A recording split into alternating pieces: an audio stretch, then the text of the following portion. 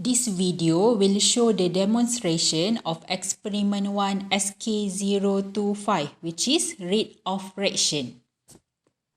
In part A of the experiment, a set of reaction between sodium thiosulfate and hydrochloric acid are carried out to study the effect of concentration on the reaction rate. Place 50 ml of 0.2 molar sodium thiosulfate using a burette into a 100 ml conical flask. Put the conical flask on the white paper with X mark.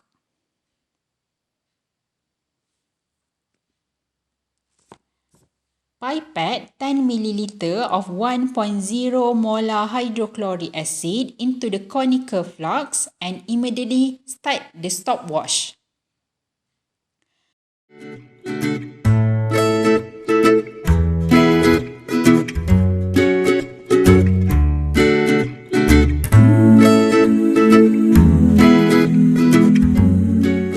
Stir continuously the solution with glass rod until the X marks is not longer visible.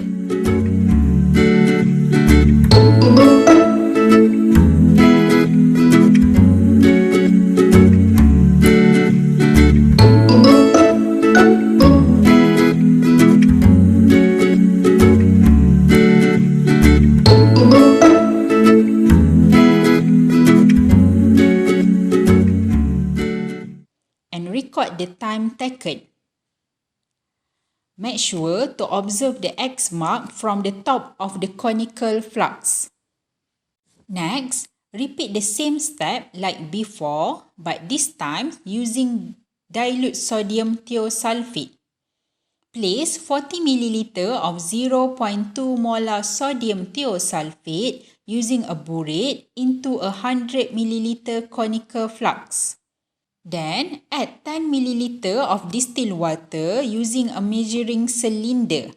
The total volume of the solution is the same as before, but the concentration is changed as the amount of the sodium thiosulfate changed.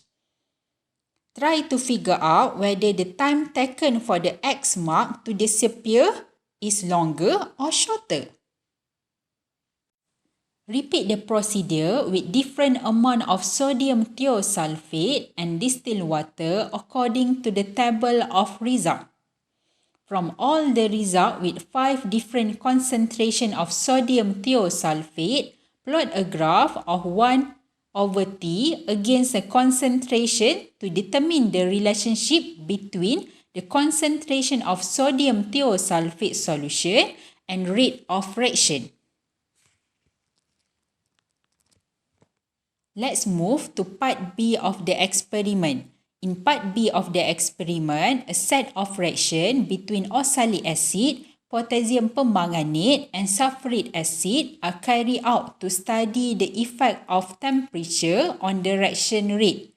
The presence of manganese 2 sulfate as catalyst is used to study the effect of catalyst on the reaction rate. For each temperature, 4 boiling tubes will be used. Label the boiling tube as A1, A2, B1 and B2. Place 10 ml of 0.25 molar oxalic acid solution into boiling tubes A1 and A2. Place 5 ml of 0.02 molar potassium permanganate solution into boiling tubes B1 and B2. Then, add 10 ml of 2.0 molar sulfuric acid solution.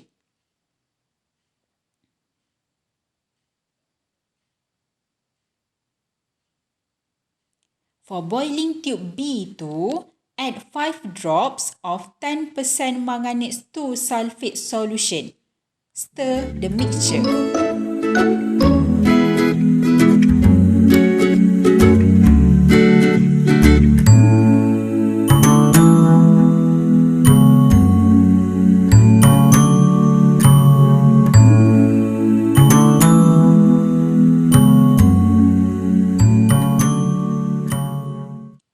Place tubes A1 and B1 in a water bath at the temperature of 30 degrees Celsius for about 3 minutes.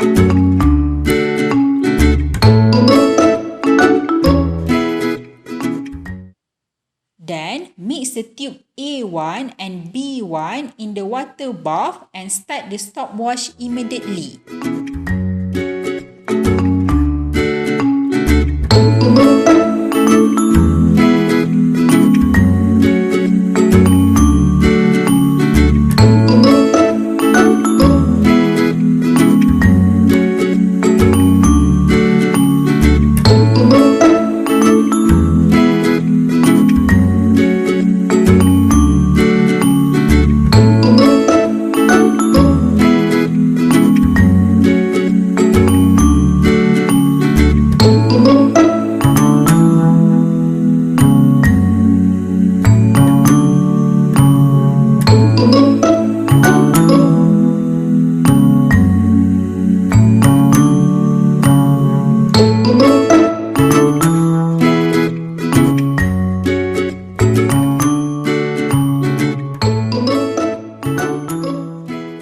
Record the time taken for the mixture to turn colourless. Repeat the same procedure of mixing the two solutions of A2 and B2 in a water bath at the temperature of 30 degrees Celsius. Try to figure out whether the time taken for colour of solution A2 plus B2 to turn colourless are more or less than A1 plus B1.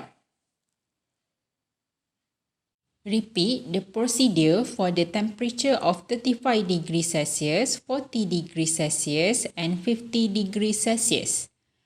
From the result, plot a graph of 1/T against the temperature for mixture A1 plus B1 and A2 plus B2 on the same graph. From the graph, determine the relationship between rate of reaction with temperature and catalyst.